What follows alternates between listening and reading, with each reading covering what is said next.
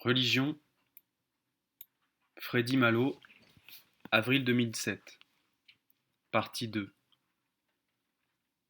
Petit d, transcendance de Dieu. Après avoir développé la base de notre triangle et exploré ce qui se cachait derrière la raison, remontons maintenant au sommet vers la foi. Je vous ai parlé d'une première expression simple de concevoir la réalité double, croire au minimum au Créateur d'un côté et à la création de l'autre. Voyons-en maintenant la forme complexe. Quelle est la raison supérieure dont nous avons parlé à ce propos? Quel est l'être ayant cette propriété et objet de la foi? Évidemment, Dieu. Mais encore, quel sens va-t-on donner à ce mot? La première définition que l'on donne à Dieu est esprit. Allons plus loin. Nous, les hommes, sommes dotés d'esprits actifs, contrairement au reste de la création. D'où nous vient ce privilège, sinon d'un esprit absolu supérieurement actif? Les âmes de l'humanité ou l'âme de la nature ne sont esprits actifs que par analogie. Ces âmes du monde ne sont pas des fragments de l'Esprit Dieu, mais des âmes créées, enfermées dans le temps-espace. Que veut dire esprit absolu? Tout simplement qu'il est exempt de toute matière, qu'il n'est que esprit sans matière. Remarquez que l'on définit ici l'esprit par rapport à la matière qu'il n'est pas. Citation. Le Dieu que conçoit notre intelligence ne peut être conçu autrement que comme une sorte d'esprit pur, libre, dégagé de toute matière. Cicéron, moins 106, moins 43. Conséquence immédiate. Dans la mesure où il y a des hommes et où il y a le monde, il est prouvé que pour Dieu la création est possible. À ce titre, Dieu est esprit actif de manière superlative, au plus haut degré, ou bien âme suréminente, dans une éternité étrangère à toute notion d'endroit ou d'espace. Cette approche de Dieu débouche ainsi directement sur une idée de transcendance, encore générale, ne précisant pas de quoi il s'agit. Et le croyant se trouve embarqué à vouloir creuser cette caractéristique divine. Tout d'abord, sommes-nous bien d'accord que transcendance est le contraire d'immanence? Ceci veut dire que, dans la mesure où la création possible s'avère effective, Dieu se montre principalement transcendant en tant que créateur au début du temps, et secondairement immanent en tant qu'il ne cesse de soutenir sa création durant tout le temps. Revenons à notre schéma. Remarquez que la zone où nous situons Dieu va se dédoubler inexorablement en une première transcendance, petit t minuscule, liée à la foi par un trait continu, et une seconde, grand T majuscule, située au-dessus, encadrée par un trait interrompu. Nous allons avoir en effet une petite transcendance et une grande transcendance. La transcendance relative et la transcendance absolue. Petite transcendance ou transcendance relative? Que veut dire relative? Tout d'abord, sommes-nous bien d'accord que relatif est le contraire de absolu? Ensuite, parler de transcendance relative veut dire que l'on va traiter du sujet créateur, de Dieu, relativement à son objet création. Le sujet Dieu va se présenter en relation réciproque à sa création, relation toujours hégémonique, mais interdépendante, indissoluble. L'un ne va pas sans l'autre. C'est ce Dieu que l'on nomme Dieu pour nous, relativement à nous. La première grande question, s'imposant aux croyants, peut s'exprimer ainsi. Que dire de Dieu solidaire de sa création, enchaîné en quelque sorte à elle? À cela, le croyant répond. Je peux donner Dieu, le définir car il a une facette intelligible. Ma raison peut y accéder. Il est le créateur de ce monde et de l'autre. Il était donc nécessaire qu'il crée même de la façon dont nous le voyons, et non pas autrement. Dieu a créé le monde en harmonie malgré les anomalies, les exceptions qu'on peut observer ici-bas, les monstruosités, le tremblement de terre de Lisbonne, Voltaire en 1756.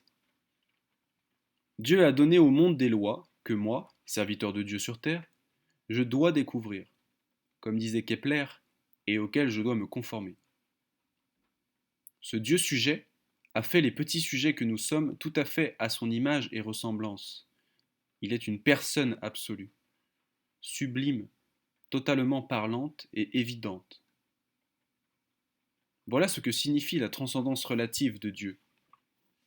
Cette approche de Dieu en tant que créateur est dite théologie positive.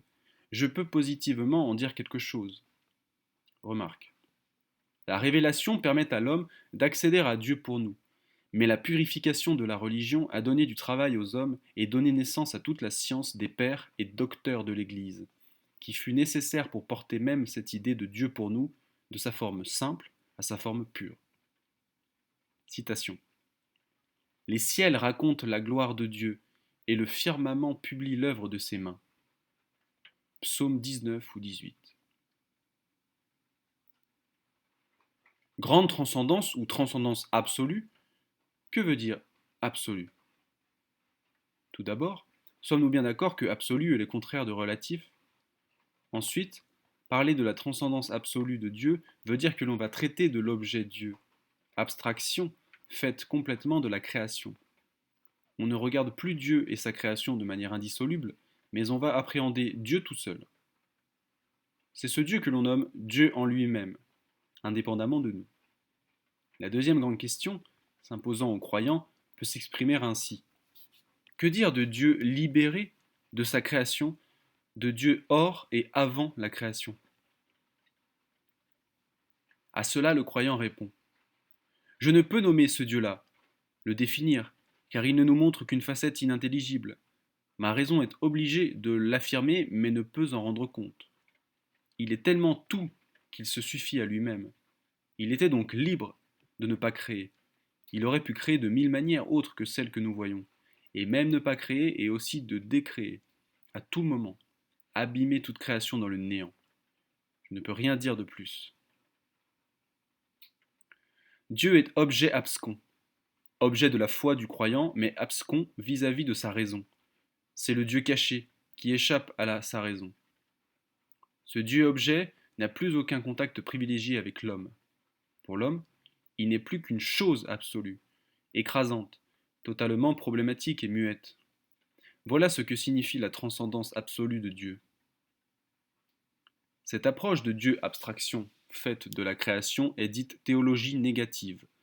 Je ne peux rien dire positivement de Dieu, à la limite en dire seulement qu'il n'est pas, toute qualification le rabaissant aux petits êtres du monde.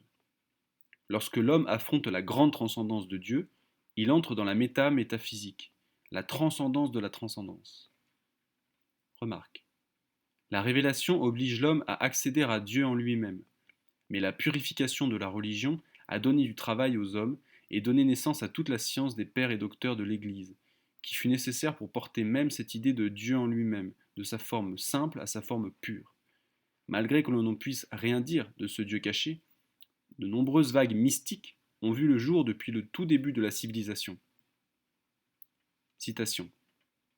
Tertullien, 160-230, disait « Je crois parce que c'est absurde. » Le mystère. Diantre, nous voilà comme avec deux dieux, l'un totalement abscon, l'autre complètement rationnel. L'un qui nous dépasse trop, l'autre qui nous ressemble trop. Nous veut dire civilisé spiritualiste. Va-t-il donc falloir choisir?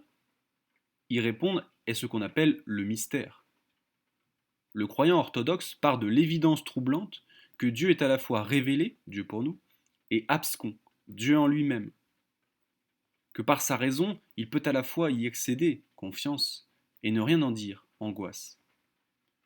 Telle est la foi vivante, complète, et complète parce que contradictoire.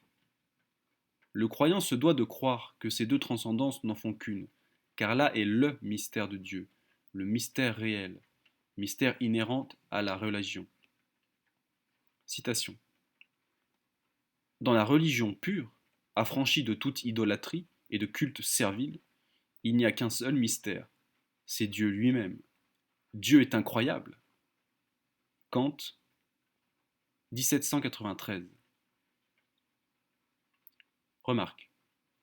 Dieu tout à la fois en lui-même et pour nous ne se donne à l'homme sous une forme parfaite qu'au prix d'un labeur collectif acharné, scandé par une succession de révélations menant à l'événement progressif et par bond d'une société des âmes et d'une église tout à fait conséquente. Bref, jusqu'à l'épanouissement complet de la civilisation. Résumons. Petit 1. Nous venons de voir ce qu'est la religion orthodoxe. D'abord, le croyant polarise la réalité en créateur-création et la création en humanité-nature. Ensuite, tous les couples sont de ce type. Ils renferment une contradiction à caractère hégémonique. En effet, une cascade de couples se déroule. La foi et la raison, pôle de l'âme, guident toute la mentalité spiritualiste. L'intuition et l'entendement, les deux facultés de la raison, partant du cœur et du cerveau, permettent de justifier la foi. L'idéalisme et l'empirisme sont les deux courants philosophiques s'emparant de la pratique militante du croyant et fonctionnent par cycles. Et enfin, la petite et la grande transcendance donnent ensemble toute la profondeur du mystère de Dieu. Comment peut-il être à la fois révélé et totalement abscon? Petit 2, deux remarques. Notre exposé a pris appui sur l'orthodoxie pure, c'est-à-dire achevée, parfaite, correspondante au sommet des temps modernes, 1760-1805. C'est ici qu'on voit aisément où voulaient en venir les orthodoxies inconséquentes. Kant disait impur, antérieur. Notre exposé est théorique, la théorie ayant pour objet de schématiser, de rendre typique ce qui est étudié, d'en caractériser l'essence. Dans l'histoire vivante, concrète, les choses se passent évidemment de façon différente, elles se présentent incroyablement plus touffues. Talib Freddy, l'étudiant, le 14 avril 2007.